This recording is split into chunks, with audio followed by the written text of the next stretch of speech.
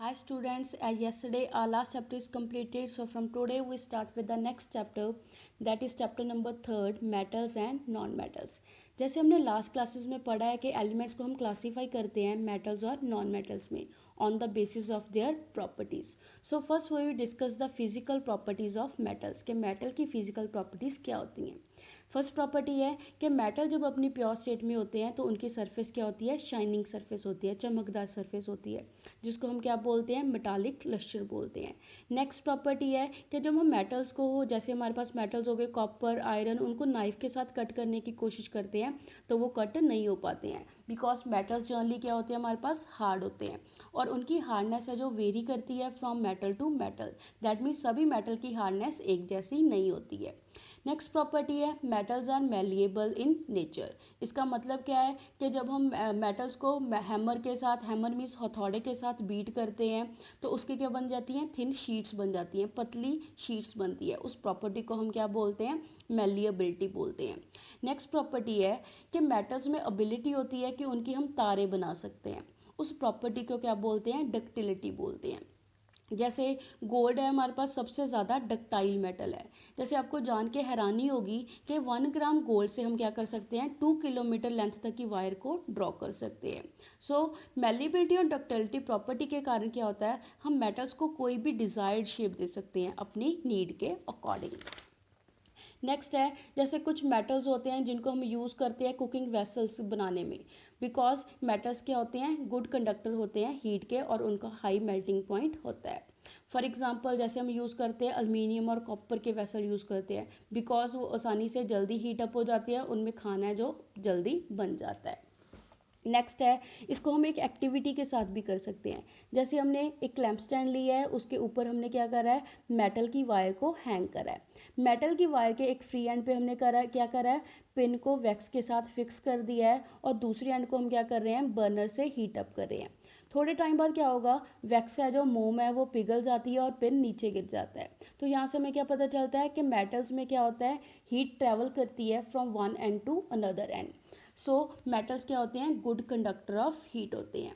Next है, जो best conductor होते हैं हीट के सबसे ज़्यादा, वो कौन से मेटल्स होते हैं, सिल्वर एंड कॉपर. और जो पुअर कंडक्टर होते हैं हीट के, वो कौन से मेटल्स हैं, लेड एंड मर्करी. तो ऐसे ही हमने जैसे घर पे भी देखा है, जो हमारे पास बिजली की तारें होती है उनके ऊपर कोटिंग करी होती है, पॉलीविनाइल क्लोराइड पीवीसी की कोटिंग होती है, या फिर उनके ऊपर रबर लाइक मटेरियल की कोटिंग होती है.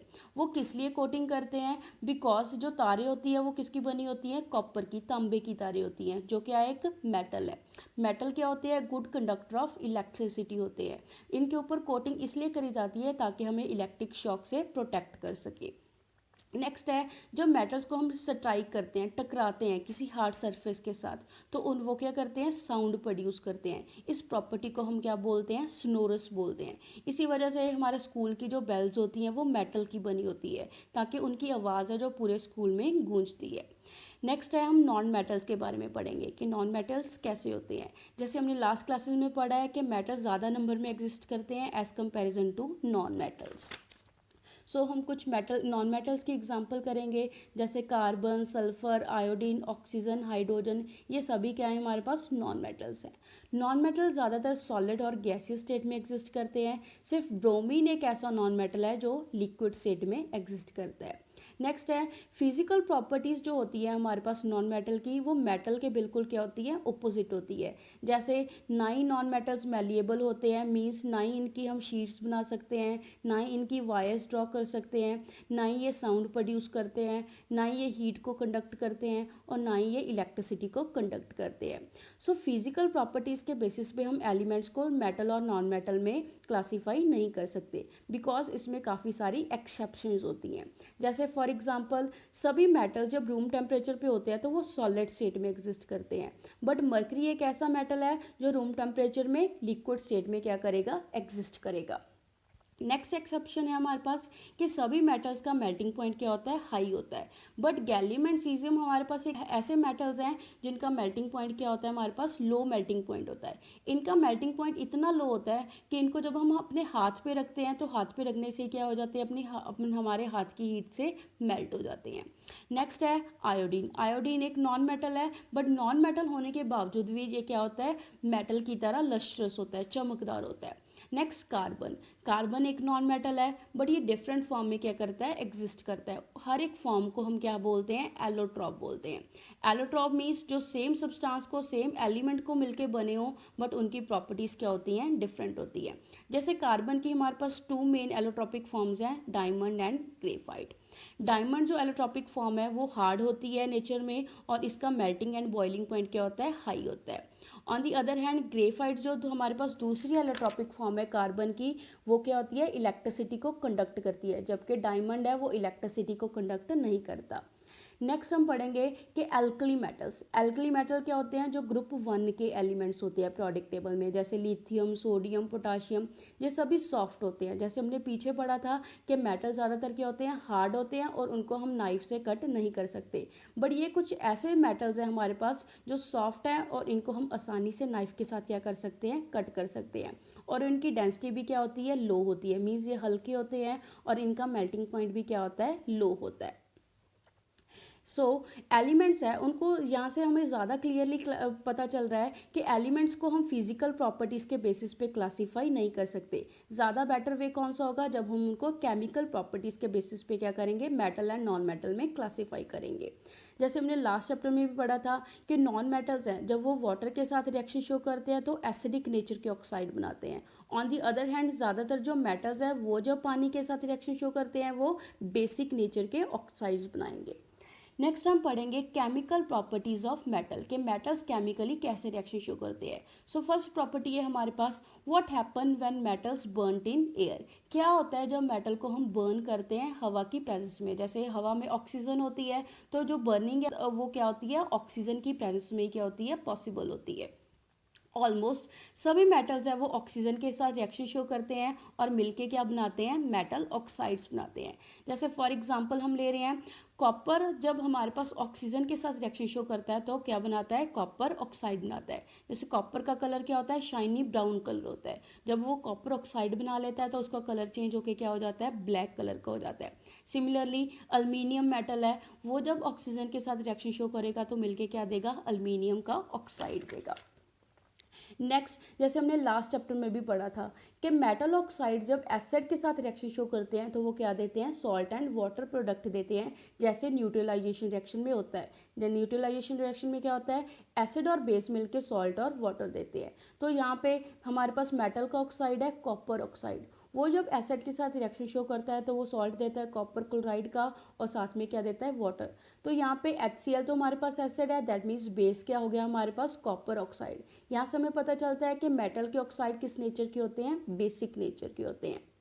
नेक्स्ट है, कुछ मेटल्स ऐसे मेटल के ऑक्साइड्स ऐसे होते हैं, जैसे अल्मीनियम ऑक्साइड हो गया, जिंक ऑक्साइड हो गया, ये दोनों तरह के बिहेवियर शो करता है, एसिडिक और बेसिक। तो ऐसे मेटल के ऑक्साइड जो एसिड के साथ भी रिएक्शन शो करें और बेस के साथ भी रिएक्शन शो करें, उन मेटल ऑक्साइड्स को हम क्या बोलते हैं, एम्फोटेरिक ऑक्साइड्स बोलते हैं। जैसे हम ले रहे हैं एग्जांपल यहाँ पे अल्मीनियम के ऑक्साइड की। अल्मीनियम का ऑक्साइड एसिड के साथ रिएक्शन शो करके अल्मीनियम क्लोराइड का सॉल्ट देता है और साथ में वाटर प्रोड्यूस करता है। ऐसे ही अल्मीनियम का ऑक्साइड बेस के साथ भी रिएक्शन शो करेगा। जब बेस के साथ रिएक्शन शो करेगा तब हमें सोडियम अल्यूमिनेट का सॉल्ट मिलेगा और साथ में क्या मिलता है, वाटर मिलता है। नेक्स्ट है कि ज़्यादातर जो मेटल के ऑक्साइड्स होते हैं वो पानी में डिजॉल्व नहीं होते, वो पानी में इनसॉल्युबल होते हैं।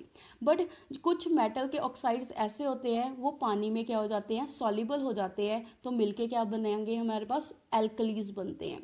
जैसे सोडियम का ऑक्साइड हो गया, वो जब वाटर के साथ मिक्स होता है तो क्या देगा, sodium hydroxide which is a alkali. ऐसे ही पोटाशियम का ऑक्साइड है, वो वाटर के साथ रिएक्शन शो करके क्या देता है, पोटाशियम का हाइड्रोक्साइड देता है। पोटाशियम हाइड्रोक्साइड भी क्या है, एक एल्कली है। नेक्स्ट मेटल है हो गए, जैसे हमारे पास सोडियम पोटाशियम, वो क्या करते हैं जब हम उनको ओपन में रखते हैं, खुले में रखते हैं, वो ऑक्सीजन के साथ रिएक्शन शो करके बड़ी फास्ट रिएक्शन देते हैं और इवन फायर को क्या कर लेते हैं, कैच कर लेते हैं, उनको आग लग जाती है। इसलिए एक्सीडेंटल फायर को प्रोटेक्ट करने के लिए हम क्या करते हैं, उसको हमेशा इन दो मेटल्स को, पोटाशियम और सोडियम को, हमेशा कैरोसिन ऑयल में डिप करके रखते हैं, मिट्टी के तेल में डाल के रखते हैं, ताकि वो हवा के कांटेक्ट में ना आ सकें और उससे एक्सीडेंटल फायर है जो वो ना क्रिएट हो सके।